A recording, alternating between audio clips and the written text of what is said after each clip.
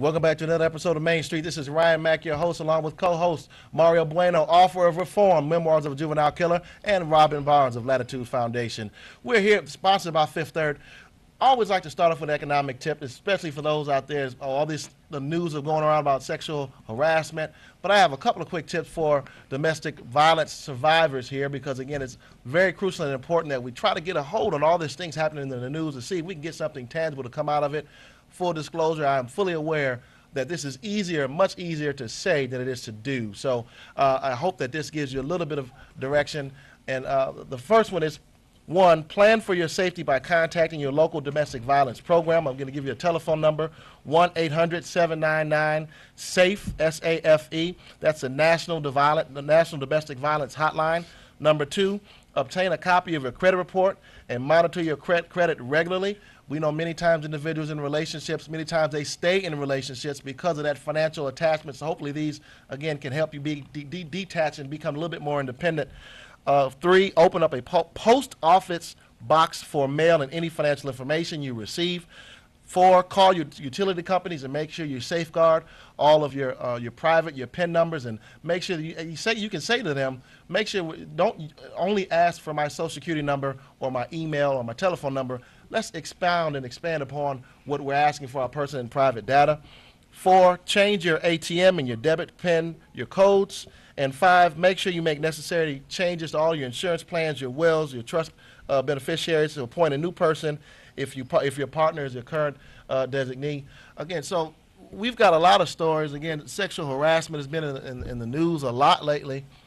And when we're talking about domestic violence as well as another component of abuse. And it seems like every other week, John Conyers just came out today as a settlement, I believe a $27,000 settlement that he had. We've seen Charlie Rose, 8-time, basically, they were alleged that they harassed these women. He just resigned, all the way back from Mark Halpern. I used to watch him on NBC all the time. To a lot of individuals every other week, Roy Moore, that was running for Senate, to Al Franken, who is in Senate. So what do y'all make of all this thing? It seems like it's going on a lot. And how do we get a hold on all what's happening in the news? And what are the economic implications, especially? Because a lot of these things, especially Weinstein, was holding over the head, basically saying the only way you're going to get ahead and moving forward is if you do these sexual favors for me. I mean, the economics seems like it plays a role in this. How do you talk about that, Robin? I know that's... Oh, well, it's really not, I guess I'd just say it's not new. Right. It is something that's been going on for years. Obviously, if you look at Congress, you have men who are now, 90 years old that are being accused of sexual harassment. And so it's been going on. I think, to be honest, I understand. I think it's kind of being played kind of one way or the other. I do think it's an economic thing. It always has been, but it depends on who's giving the economic desire. If I want a job and I feel like that I have to allow you to do certain things to me in order to get the job, then is that really you sexually harass me, or do I have the ball back in my court to make a decision on, is that job really worth me allowing you to do what you want to do?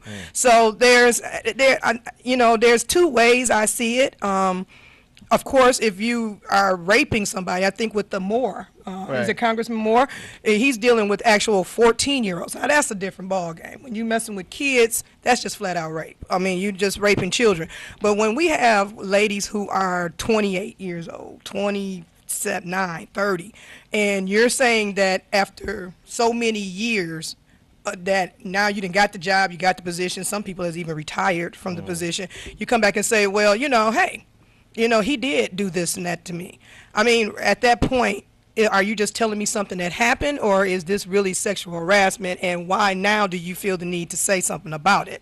I mean, are you saying it to try to make this individual lose his job at this point? Some of these people signed disclaimers and all type of documents on that they weren't going to say anything. It just makes things look a little shady and a little different when you're doing all this other stuff up front, and then you come back 30 years later and say, well, this is what he did to me. If somebody, by no means do I accept you groping me or anything like that. You shouldn't even be touching me. But then I also have a right not to accept job, money, cars, bills, any of that kind of stuff being paid I don't have to accept any of those things if I think that that's why you're doing it to me. And as women, we know when you guys are doing certain things. We understand it. And I think we just got to be real. Certain things we know. And so when you know that, we have to make the conscious decision. Am I going to continue to play along with this and keep the job? Or am I going to go tell whoever I need to tell and possibly lose my job? But that's okay. I'd rather lose my job than to be, harassed. So Mario, again, it seems as if as men, we have an obligation that if we see something, we should say something, right? And Jon Stewart came out the other day and he said something that was very telling. He basically said that he asked himself a very candid and honest question. If he were to see some of this going on within his workplace, would he say something about it? And he was very honest. He said, you know what, I probably wouldn't say anything about it.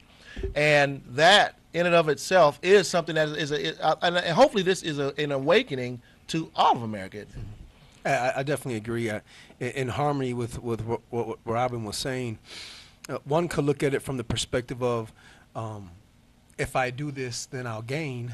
The other perspective is one who is in more of a submissive role, and if I don't do this, I lose.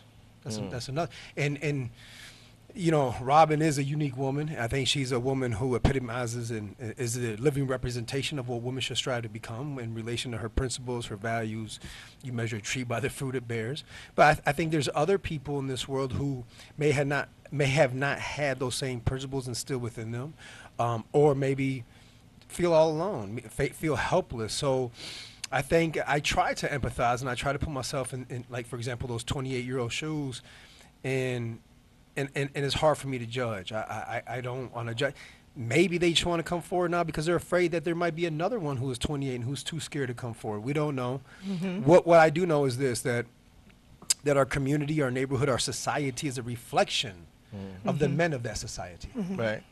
And as I just said, you measure a tree by the fruit it bears. And so my question is, what kind of fruit is the United States of America bearing? Well, it just seems like a travesty to me where individuals, whether it be men or women of power, hold that power over the head of someone else, whether it be the intern, whether it be someone who wants to get a break, because this is across all fields. This is in media. This is in politics. It's everywhere. It's Republican, Democratic, Independent. It's everybody doing it. This is in corporations. It's everywhere. It's about the culture, though. It's about the leadership in the culture. I'll give you an example. We had U of M interns over the summer. The entire team, there was 10 of us, all returned citizens, formerly incarcerated, over 250 years. Zeke was one of them. And how do we treat our interns from U of M? With respect. And I drew and I made sure, because young females who are attractive, and guess what? Those females that were our interns desire to be in our work environment because they were all protective men there. They were more like big brothers.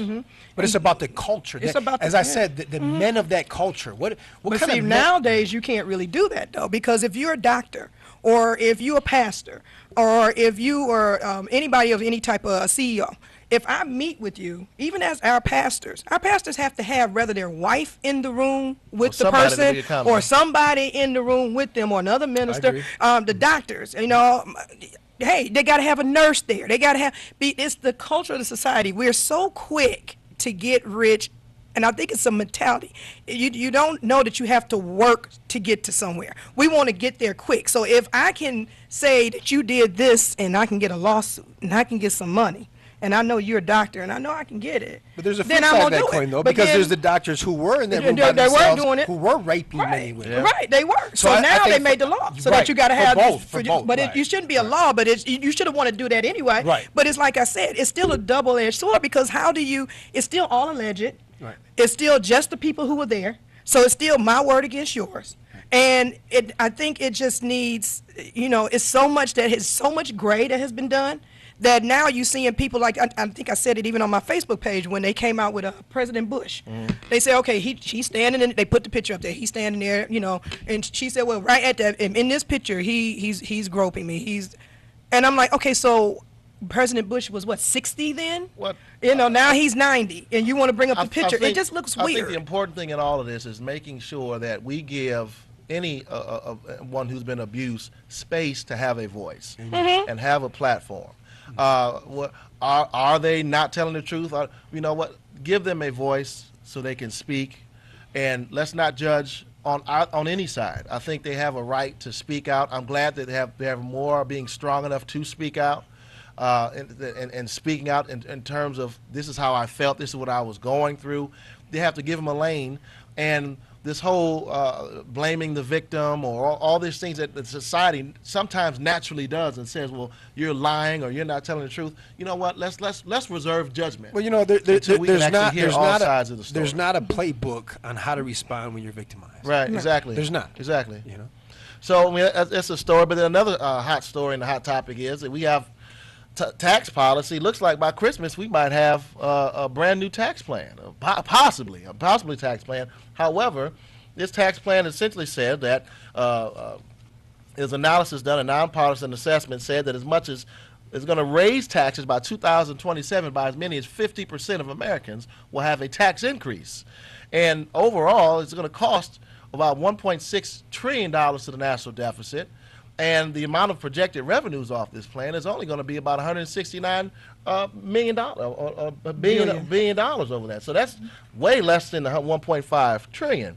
So it seems to me that, again, we're having a policy that's going to be being passed that 50% is obviously not the top 50%. It's obviously the bottom 50% because the breakdown really is where a lot of individuals who are earning $20,000 or less or $75,000 or less, and another bracket is $30,000 or less, are really going to be feeling a grunt down the line as they're going to get a lot of bells and whistles are taken away from them in order to provide a lot of these bells and whistles to the upper 50%. So I just think that we need to really pay attention to this as it's starting to go through the policy. How do you feel about the tax plan as it's proposed? It doesn't look like it's going to be passed. We have about 6 senators who are against it or proposed, we have 2 who have spoken out against it, 4 Republican who haven't said anything about it and say, you know, we reserve judgment for now.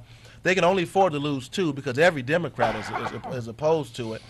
How do you feel about the tax plan as it is right now? Because it seems like if we're going to be putting a whole my position on it is if we're going to do something, we need to pay for it, no matter what that is, right? If it's going to be extension of welfare, how are we going to pay for it? Is it going to be extension of tax cuts? How are we going to pay for it?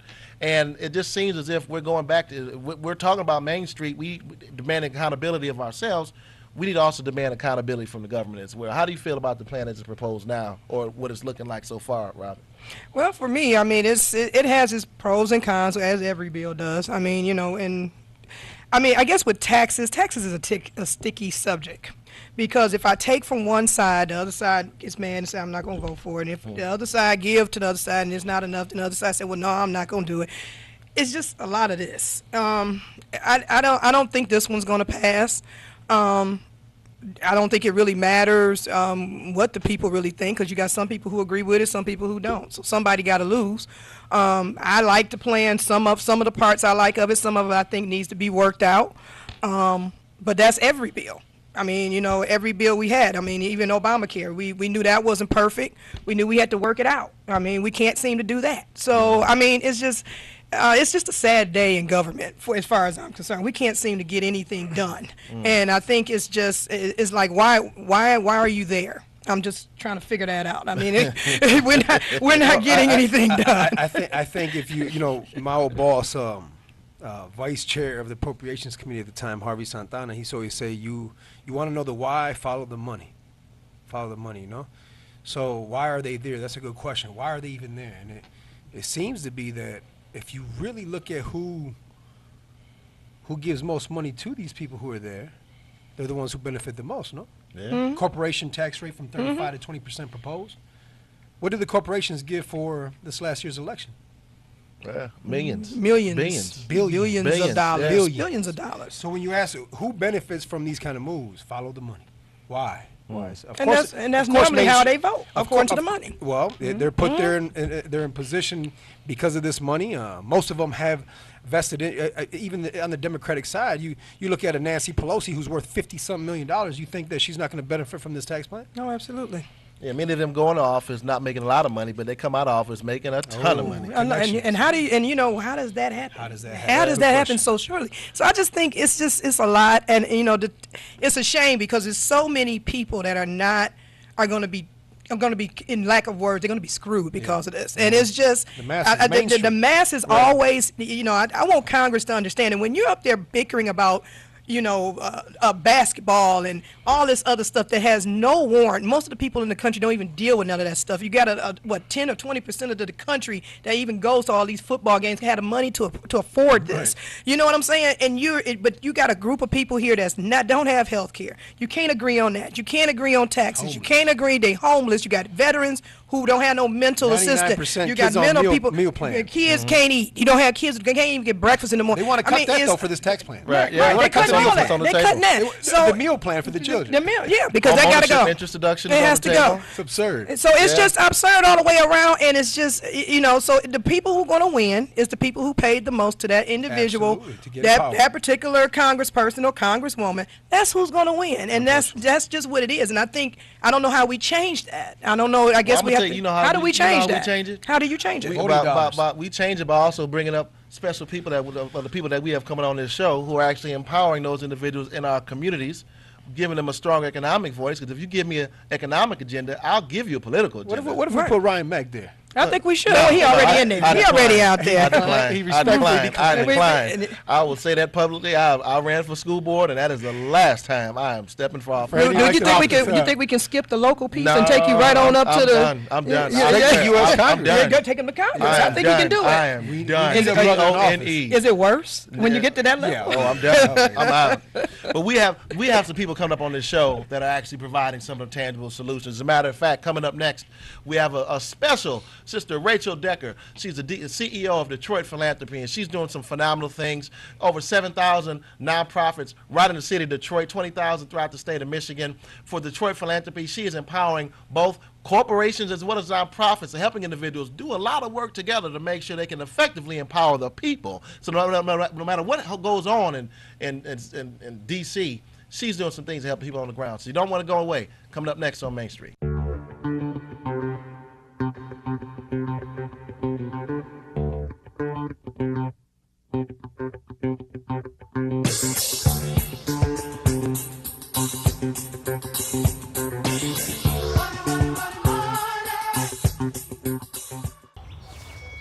Jessica, we need to leave right now. I need to get something. Dance recitals are so boring. There's a meaning no one knows. Waiting to be set So, free. what's the empty suitcase for? The grand prize trophy. Duh. Confidence. Pass it on. I was born to be somebody.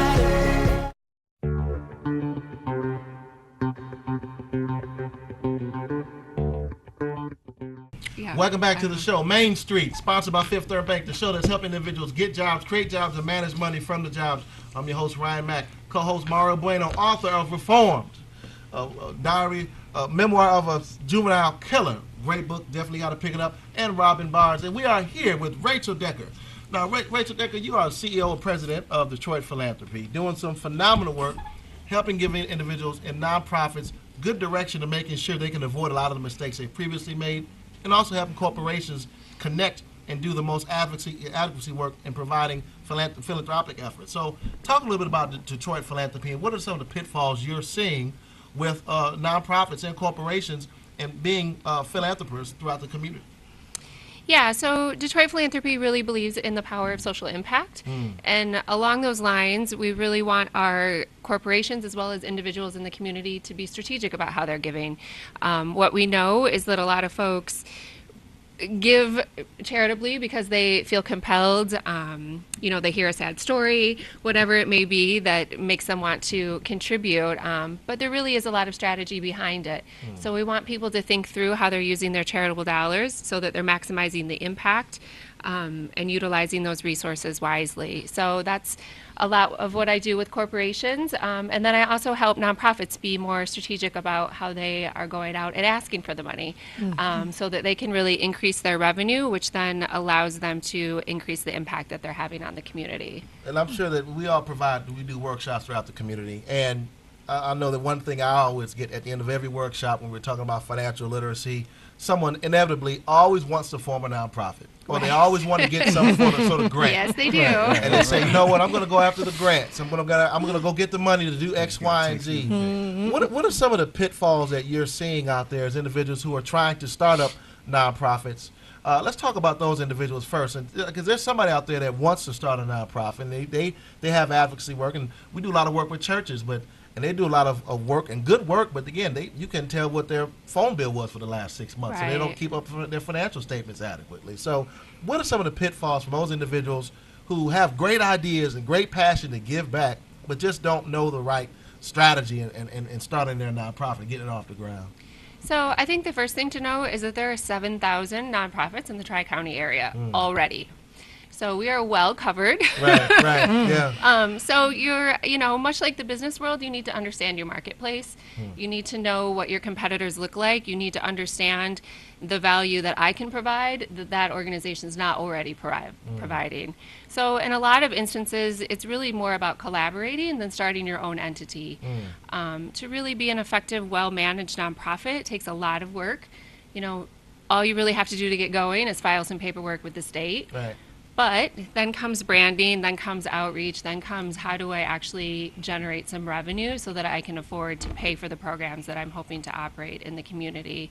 And a lot of folks don't really think through those next steps that come after I've got this great idea.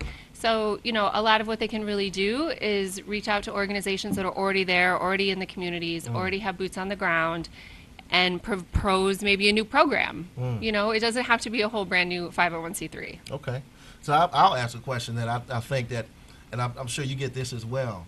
Is a nonprofit a business? I get that all the time where individuals actually don't believe that a nonprofit is a business. And they feel that somehow it's an entity in and of itself that should have different principles. And so of course there are things that are not different in terms of tax treatment. But, I mean, I'll ask you that because you're the expert. Is a nonprofit a business? Absolutely. Right.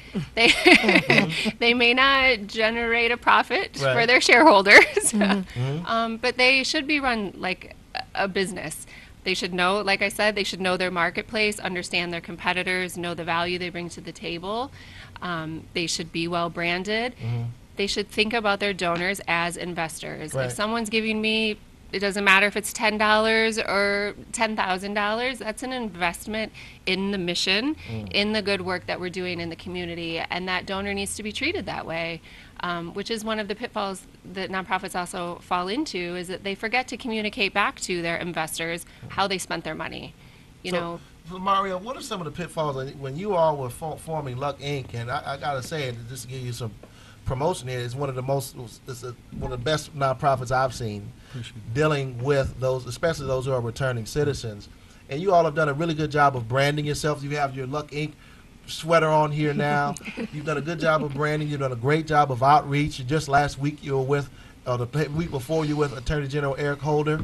And so you are doing a great job of really getting out there. What are some of the things that you've done, especially as it relates to Detroit philanthropy, that other nonprofits watching out there should be able to do? It's challenging to give that kind of advice. Yeah. The group of men that I operate with, and we came together from inside prison, and so I had the advantage point of seeing a vision. I almost had a cheat sheet of what we could do in relation to disruption and the thinking of the most incorrigible. When we came home, I knew that I had to stay in motion. I enrolled in schools. I was denied. The cohort of men that came together, whether they're going for a skilled trade or college, they knew we had to stay in motion, but we really didn't know how. Like everything you just mentioned, like we had no clue those were the strategic steps of developing a nonprofit. All we had was passion that was rooted in pain. Yeah, Right? you Right. need a strategy to go along Right. with So, that passion. Yeah. well, it's funny because almost 4 years later now, I just delivered this strategic plan to the investors. Investors, the number one investor, funny as it is, in 4 years has been my number one mentor, and she's donated approximately $5,000 in 4 years. That's the biggest donor we've had. Oh, wow. Biggest donation, cumulatively. What us men know how to do is, unfortunately, we knew how to take things from people, right? So in prison, it's a culture that reinforces the mindset that you don't ask for help. It's a sign of weakness. So invariably, we've been subcontracted by the major players in the field. So whether it's Goodwill Industries of Detroit or DESC or Sur Metro or the school district, we get contracted through grants that they usually get. Now, so that's why I'm explaining to you in relation, like, I got a text the other day saying, I want to start my own nonprofit. Really? So you want to go broke? so like, we literally, I'll give an example. The first service provider, MOU, Memorandum of Understanding, that we had was for Goodwill Industries of Detroit, and we trained 17 cohorts in anger management and conflict resolution. And what we did was I was working for the Michigan House of Representatives at the time, and I was paying the guys to hold their Tuesdays down, like indefinitely for a year, right? So you got to pay a guy pretty good if you're going to hold your Tuesday for over a year indefinitely, right? So the funds that the nonprofit was generating, we would take that and go into the schools in the 9th district. There's 21 schools in it. And we use those funds to mentor chess clubs. We purchase all the chess clubs. Books, we have book clubs. So eventually we started, it's physics, it's not philosophy. I hear a lot of people saying, I want to start a nonprofit, and then the money's going to come pouring in. Generally, how life works is this, as Robin always says, get up, get in motion, and then find someone like Ms. Decker before you start your nonprofit. Now, you have some, he talks about money because, again, it's always down to funding, right? It's always down to raising funds. It's always down to, branding, outreach, and revenue. That's one of the things that when I was running market president for Operation Hope here, running that arm of the nonprofit, branding, outreach, and funding, but the real thing is really the funding. So what are some tips that you have that can help nonprofits? And again, hopefully somebody out there who's listening and watching, they're going to write these down, they're going to take some notes. What are some tips that you have that nonprofits can have to raise some money? The first thing is it all starts with your list. Okay. So you have to know who you're going after. And what we know is that 70% of giving in this country comes from individuals. Right. Only 5% is corporate giving. So a lot of folks think if I can just get Ford, if I can just get Quicken, if I can just get somebody with these deep pockets, my problems are solved. And that's unlikely to happen. What we also know at the individual level is that it's about inclination and ability. So you may love my mission but not have the ability to give.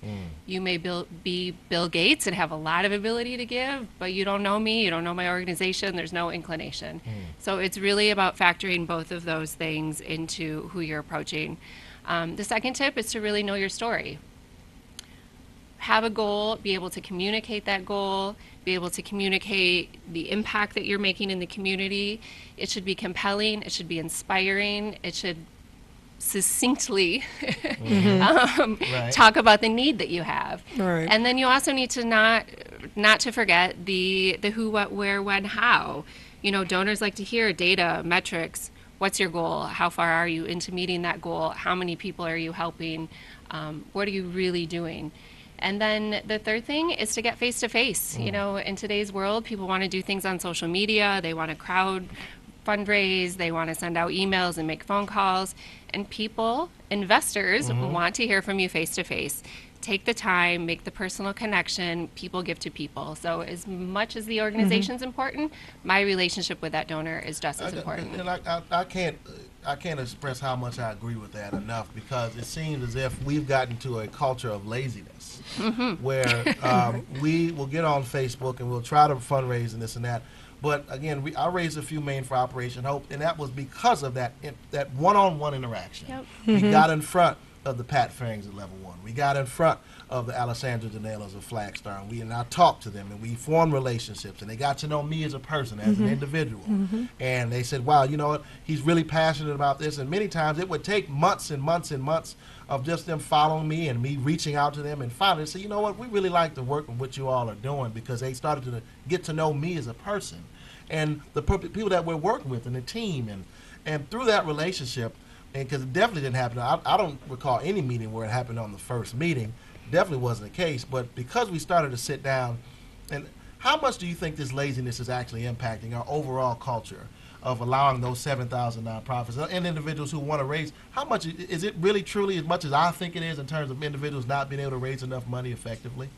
Yeah, I mean, I think it's, that they don't get out behind their desk. Right. I think it's that they're not able to clearly articulate what it is that they are doing and why I'm a good financial investment. I mean, essentially that's what people are looking for. You know, why should I give my dollars to you versus You have to be able to sell your product. Yeah. I mean, and I think, and that is the key part. And I think when we were talking about some different things yesterday, and I said, okay, I need to see you sell what your product, because not all the time can you get everything just written out. Right. Sometimes, especially when you're dealing with a visionary, you have to see their vision through their eyes. That's the only way. You have to buy into it. I can't effectively sell, and this is just coming from real estate.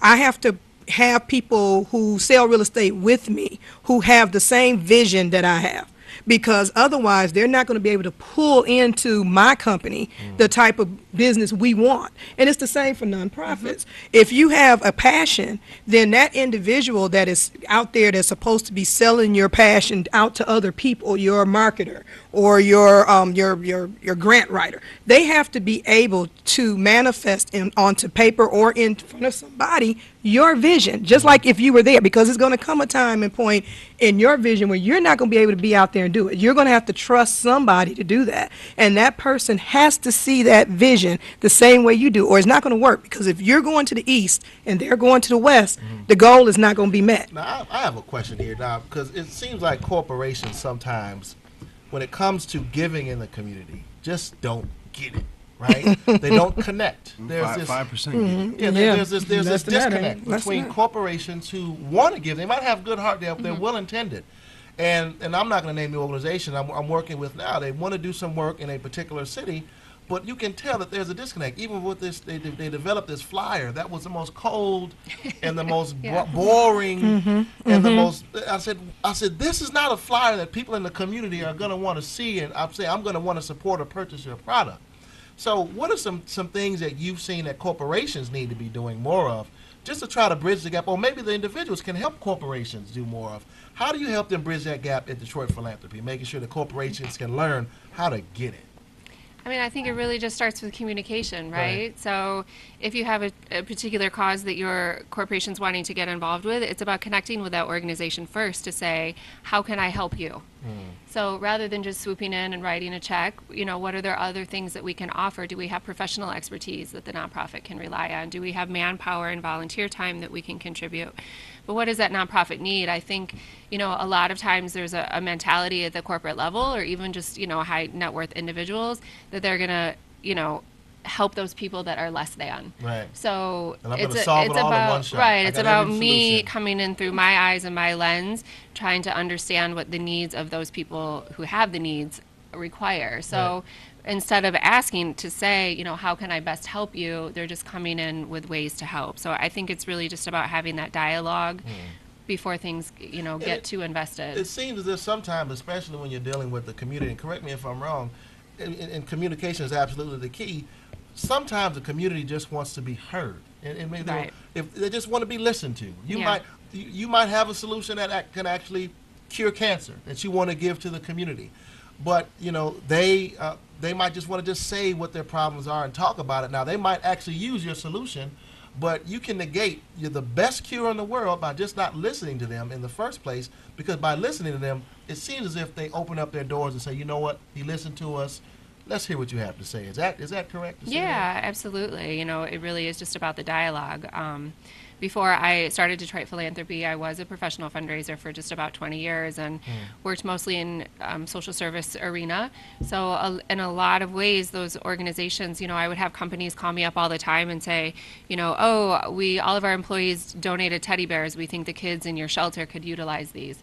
Well, in fact, we can't because teddy bears collect dirt and dust and snot and Right. things that go with kids. Right. And, they have little eyeballs and things that are choking heads for small children. So we really appreciate these 200 teddy bears you collected. But if you would have called me beforehand, Wow. we could have told you that these we books. needed, hats for the winter. So that's just a small example, but you really have to just be able to talk to you. It should just be got a an email, partnership. Yeah, I just got an email recently from a funder out of New York, and the year before she had sent a large box of clothes for returning citizens.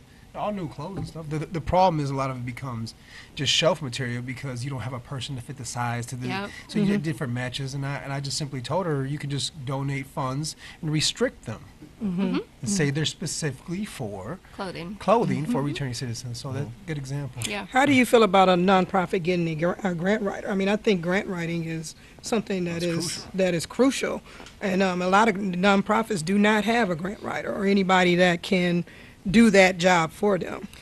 Yeah, absolutely. You know, I mean, as you talked about in the segment before, I think a lot of government funding is going to go away, so those government grants are drying up. We really need to be able to rely more on the private sector. So, you know, even if it's, I would just broaden it to say more of a proposal writer, because now individuals want specific proposals. Yeah, true. Corporations have online grant systems where you're going in and entering the data there. So you really do need to have somebody that can think it through in a strategic, kind of concise way to tell that story effectively, and that's oftentimes from a writer. So talk a little bit about your background, because you seem as if you've run the gamut, right? You've run the gamut from, so you're familiar with the corporate world, you're familiar with the nonprofit world. Where did you come from, and what gave you the passion to really want to pull all these pieces together? How does Rachel Decker tick? You know, I really just think it's a strong sense of giving back to the community. You know, knowing that I'm helping somebody. Honestly, I landed in a nonprofit, my very first job out of college, and just fell in love with that giving spirit and wanted to stick around, and made a career out of it. So, you know, and like I mentioned, after about 20 years in the nonprofit sector, you know, what I saw was that disconnect between the nonprofit and the for-profit world. So for me, it really is about, you know, marrying those two organizations and creating a true partnership versus just the needy versus the haves. Right. So that they're really working together to make our community a better place. Can I just add, just being in this industry, I can say this is huge. Like in relation to the void that you're feeling, I think it's phenomenal. Absolutely. And if you can, what nonprofit was that you went to work for first? If you can say. The very first one, honestly, it was a super small. There were only 2 staff members. It was a domestic violence organization. We were doing a lot of education and collaboration in the community. So, Is that a passion of yours, of dealing with that now? Or? I've done some work at a few different domestic violence organizations. Just that's sort of how it's How happened. do you feel about all of this, the news that's going on, the news cycle right now? It would seem like all the sexual harassment and abuse of women, and especially with men of power. How do you feel about all? What's your perspective on that, or can you not say it? No, I mean, I think, you know, coming out of the sector, it's something that we know. Right. It really comes as no surprise to me. You know, I think there's a lot of power, and we know that once one person speaks up and takes the stigma away and uses her voice, that others will always follow. Are you encouraged by the recent? It seems as if it's becoming more normal now for women to be able to speak out now. It seems as if, well, at least more than before, and with the outcry, the community outcry of the penalties that are coming along with individuals speaking out, to actually listen to women who want to and have their voice on. Are you encouraged by all this now? Yeah, absolutely. I think it's important for people to share their story and for people to believe them, and that's Right. oftentimes why women don't come forward, and then to see the accountability. You know, Right. I mean, what's the point of me saying something happened if no one's going to do anything about it? And I think, you know, our culture needs to understand that this isn't acceptable behavior, and men need to be held to a higher standard. Well, we definitely would love for individuals to can people contact Detroit Philanthropy, and Yeah. can they call you for your services? Because I feel that this is a very valuable service that on the nonprofit side, as well as corporations who would like to figure out how to get it, can also use your services as well. How do they get in contact with you? So the best way is through the website, which is just DetroitPhilanthropy.com. There's contact information there so that you can reach out to me directly. And if you also want the email address, it's just Rachel@DetroitPhilanthropy.com. Okay, and one more time on the website so the folks can get it. And we'll be. It's DetroitPhilanthropy.com. And philanthropy is a big word. People misspell it all the time. I understand. So double check your spelling. Right. Well, thank you much, Rachel Decker, for Thank coming on the you. show here, and we'll be putting your information out. Hopefully, people will get in contact with you. I think it's a very valuable service. I think that they're willing to, if they really want to raise funds for their nonprofit, they'll go into their pocket and hire someone like Yep. you to make sure they can become economically viable. Yep. So again, thank you for your service. You're doing some good work. Thank you. Thank you. Thanks. And then coming up, we have a special guest here, a good friend of mine and a good friend of the community. good buddy Paul Garrison, who works with the Osborne Business Association. Tons of awards from different organizations and helping individuals to form their businesses. Now, we just talked to Rachel Deck about their nonprofit and development, but Paul Garrison is going to help you with his free economic empowerment entrepreneurship class that you can enroll in. Coming up next after the break on Main Street.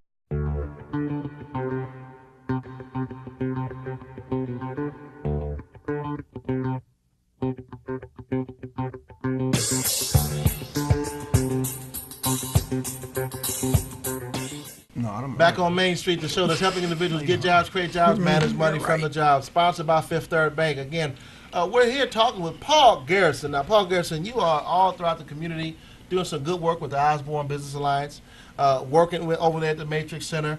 I've seen you in action. I've seen the awards that you've got, the Detroit Community Development Award, the NEI Ambassador of the Year Award, nominated for Small Business Award for Tech Town. So you all are doing some tremendous work over there. Quincy Jones, shout out to Quincy Jones over there doing a good job over there. So talk a little about the program that you all are offering, because again, I think it's a necessary and pertinent part of our community that if we're going to build our community, we need to start owning things in our community. And your program is doing just that to help people out. Yes, our program, the Osborne Business Association New Economy Initiative, Osborne Neighborhood Alliance is the mother nonprofit organization, and the Osborne Business Association is a division of the Osborne Neighborhood Alliance. So through our executive director, Mr. Quincy Jones, Osborne was one of 5 neighborhoods that was selected by the New Economy Initiative, which we got a New Economy Initiative grant. And our grant focuses on creating this program that's the Osborne Business Association New Economy Initiative Business Cohort Program, which is focused in a grassroots neighborhood, being the Osborne community. So one of the things we did, and when I came on as the business manager director for the program, was I extended the boundaries to include more of the neighborhoods in Northeast Detroit, because Northeast Detroit had been left out for decades in the city of Detroit as far as efforts, supports, energies, and just support. You got a lot of grassroots communities, low income, what some people would say disenfranchised or underprivileged, some of the individuals that you mentioned over there earlier. And so it's a harder neighborhood, perhaps, or have more of a challenge, I'll say, for neighborhood revitalization through Small Business Initiative, but that's exactly what we are doing. What individuals thought could not be done is what we are doing. So, and you have a program that individuals can sign up for. Yeah, you're running a cohort right now, so to speak. Yeah, right? So our 11th business cohort is in session right now. It started November the 7th, and the graduation of this 11th business cohort will be December the 12th. To date, we have graduated 154 businesses through our business cohort program. And good job. That's a good job. So our business cohort program allow entrepreneurs and small business owners, and I want to stress this, in the neighborhoods, not downtown, midtown, and New Center. Because that's what people are always talking about, the 7.2 square miles of Detroit development that's getting focused. But then the rest of the, 130 square miles of Detroit are being left out. But you all are actually in the trenches, in the community, helping individuals become owners in those neighborhoods, which will eventually help to develop those neighborhoods. Yes, sir. So do you get upset when you hear people that there's not enough attention being developed? Do you say, hey, we're paying attention to those, we're doing showing some love to the neighborhoods? Do you get upset? And do you reach out to individuals who are to say supporting organizations like yours, the Osborne Business Alliance, helps directly with that neighborhood development that everybody says that we don't have? Yeah, I don't necessarily get upset. What I do is I recognize that, as you say, 7.2 square miles of the city has been supported. What about the other 132? The neighborhoods. So this is an opportunity, and what took place was our work in 2016 was so impactful in the New Economy Initiative effort, which is an ecosystem that's created with a lot of different organizations, ambassadors, grantees in the New Economy Initiative, which NEI is an initiative that is like, it's like a CDFI, Community Development Financial Institution, that supports entrepreneur and small business initiative effort in the city of Detroit. And with the mayor that we have now, Mayor Duggan, and his focus on neighborhoods and his focus on small business and his support in that, we are community partners with DEGC, Detroit Economic Growth Corporation. So what it does is it allows us not to complain, but have an opportunity to help those entrepreneurs and small business owners. Opportunity. And- Not to complain. No, And- that's and two recognize- words. Can Talk about recognize. opportunities. Can we get Good word. My political bad. I'm for a sorry second? about Can we get political for a quick second? Two words. I don't know That's about what- getting political. Not political. Not political. Because what he said is very key. I It's think, very is. because we just got a new mayor, and the mayor has gotten a lot of flack for not supporting neighborhoods. And But that's- what you're saying is that there's a contradiction to that. So That's talk not true. a little bit about that. First of all, I had the distinct honor of being on Mayor Duggan's campaign. And so the campaign within it, we had what was called a neighborhood committee. And the neighborhood committee, which I was a member of, we created the Department of Neighborhoods in the city of Detroit, which had never been created before. And so the Department of Neighborhoods, which was created under the Duggan administration, we worked directly with. And each neighborhood, each district in the city of Detroit has a Department of Neighborhood that has a district manager and a deputy manager.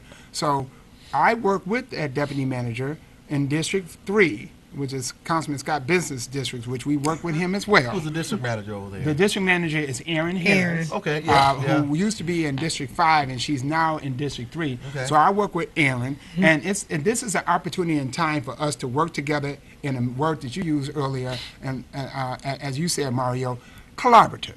It's about working together. So even with us, we have a collaboration of partners that we work with. Now, the business cohort program is designed and it has 4 core partners. Those 4 core partners of our business cohort program is Accounting Aid Society, Food Lab Detroit, Miller Canfield Law Firm, which we were able to secure through our administrative partner, Michigan Community Resources, and I say that for a reason, and Food Lab Detroit. So the 4, and SBDC, Small Business Development Center. So the 4 core partners. We have a 6-week program.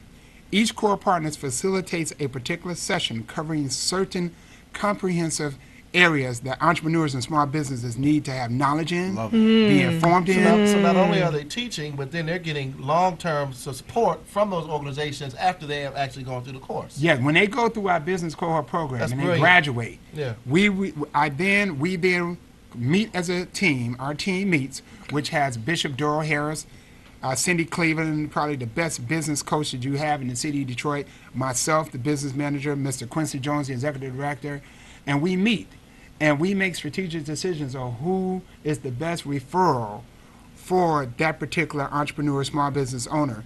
So they may be referred to SBDC, Lawrence Jackson, who helps them work on their business plan or understand the components of a business plan. And how much does all this cost? How much does all this cost? Tell Well, the actually, price tag. you know, I mean, everything has its cost. But our cost for this program and entrepreneurs and small business owners in the neighborhood to participate is absolutely free. Free. Time and energy. It's going to take your time. It's going to take your energy because you got to work, right? You're not giving them anything free. No, They're gonna have to work. They have to work for this. That's right. And when you come in my program, you're gonna have to work. You're gonna have to But be it's diligent. not free. It's free to the organization, but you had to raise the funds. Right. in order to do Right. it. We received the grant from the New Economy Initiative, which funds this. Right. Now, through the impact of our program in 2016, it was so impactful in the neighborhoods that the foundations told the New Economy Initiative, let's switch from high growth and high tech to the neighborhoods. So then the foundations, like Community Foundation of Southeast Michigan is a CDFI that oversees a lot of philanthropic dollars. I'm talking millions and billions of dollars, hundreds of millions and billions of dollars, okay? So the emphasis now focused on neighborhoods. So what you are having is more emphasis, more funding going into the neighborhoods. It's just that ours is focused on neighborhood revitalization through small business initiative because it takes small businesses to support neighborhoods to stabilize neighborhoods. My background, I'm an urban planner and economic developer.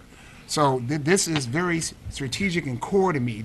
Just like I feel your passion, Mario, and I'm going to mention you again, I have passion like you, and we will talk. But your passion is beautiful, and it takes passion because I'm not paid 6 digits or nothing like that. So let's not get this understood. Paid in love.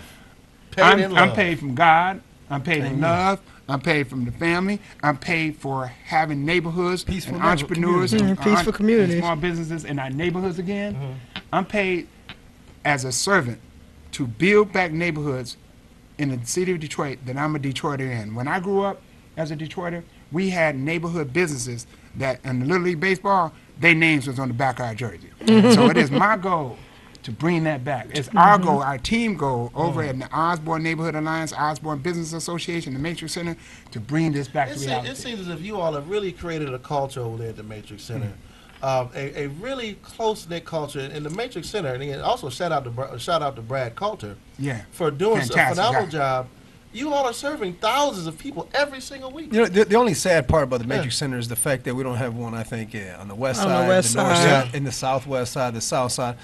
And the beauty about the Matrix Center is, like you just said, they've cultivated and nurtured and it's a family. organically. Right. It's a Right? family of collaborative organizations that come together under one roof. The Hats Matrix off to Center, Quincy, too, man. He's been there and forever. work Quincy's together doing- as yeah. a community. Phenomenal. Well, Quincy Jones is our executive director. Phenomenal. Mr. Ken Brown is the director for the Matrix Center. Right. Brad Carter is the CEO for Matrix Human Services, Mm-hmm. which is a core partner. of What did I say earlier? What did I say earlier? What's that? That the community is a reflection of the men in that community. Right, For the right. most part. And they're doing a good job over And there. we have a lot of Pillar- men pillar. and women that work together. Absolutely. No, females, it's crucial. What So you how do- are you reproducing this throughout the city? I mean, are you Okay, doing that? So initially, we had a geographical boundary, but after the end of 2016, we met with New Economy Initiative, Mr. Don Jones, and basically we were told that we do not have any geographical boundaries. So our program, our Wonderful, business cohort wonderful. program, is open to the city in entirety. Although our core focus was on the Osborne neighborhood and those neighborhoods in northeast Detroit, we can't allow ourselves to limit information, resources, and connectivity to just certain neighborhoods in one side of Detroit. We're talking about the whole entire neighborhoods in the city of Detroit in which we wish to impact. So I gave you some of our partners, but we have other partners in this New Economy Initiative. Detroit Economic Growth Corporation, we're a community partner with.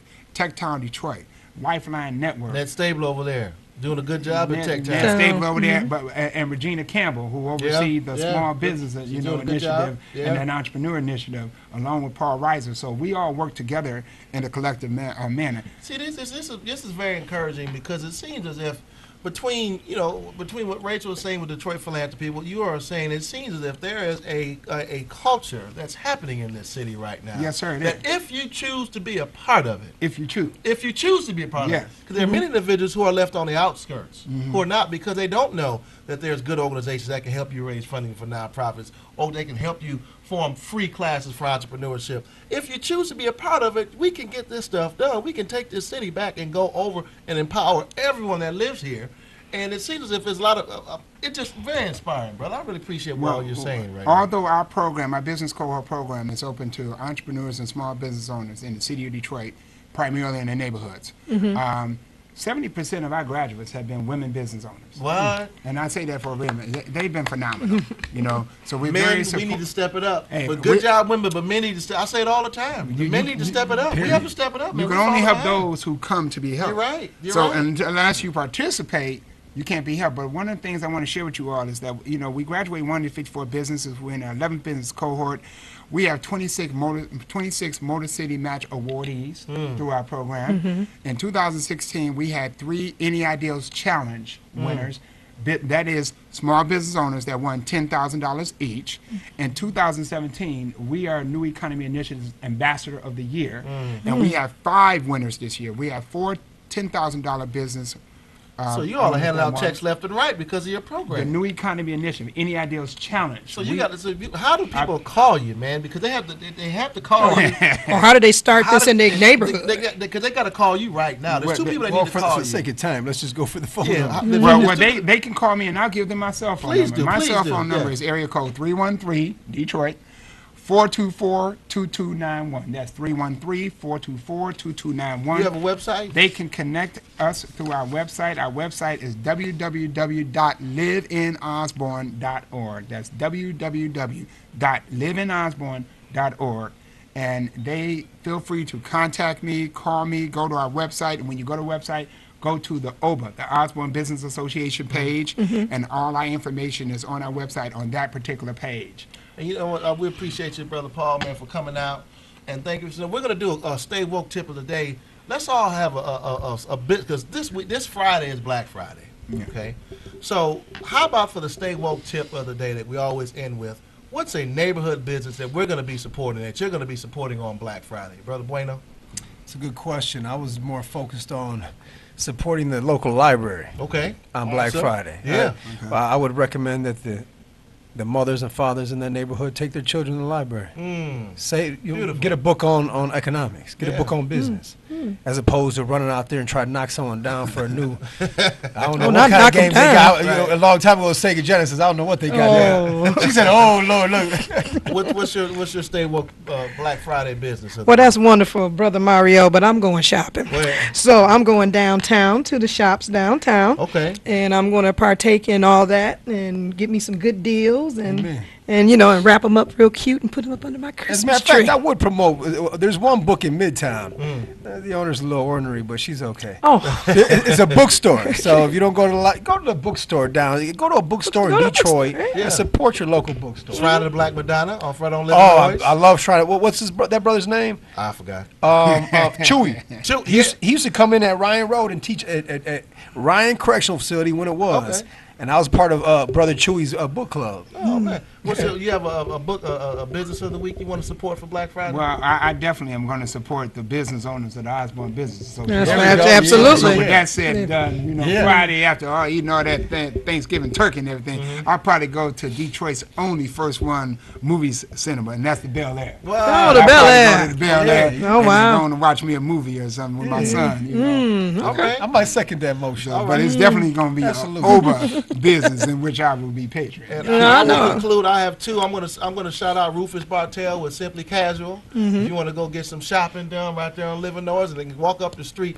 Wonderful You store, go wonderful to store. 1917 Bistro with Chef Don, right a couple doors down. And don't forget about the Fame Shop too. Oh yeah, Fame. Fame across the Shop. street. Yeah. With 313. Clement Yeah, he's right across. That's the Yep, new one. Fame Is it Shop. open yet? That's the new one. Not, I saw the signs up there, but it's not open. Right now I he's don't off think so. Jefferson then. Yes, yeah. Well, 313. we got to wrap up, y'all. So again, that's a Stay Woke tip. We want to thank Rachel Decker. We want to thank Paul Garrison. Thanks Mario Bueno. Don't forget his book, Yep, Reformed. Memoir of a Reformed. It's not a diary, it's a memoir. It's a diary. Memoir. I like that. You get tongue twisted every time you got to introduce me or Robin. Other than that, he sounds phenomenal.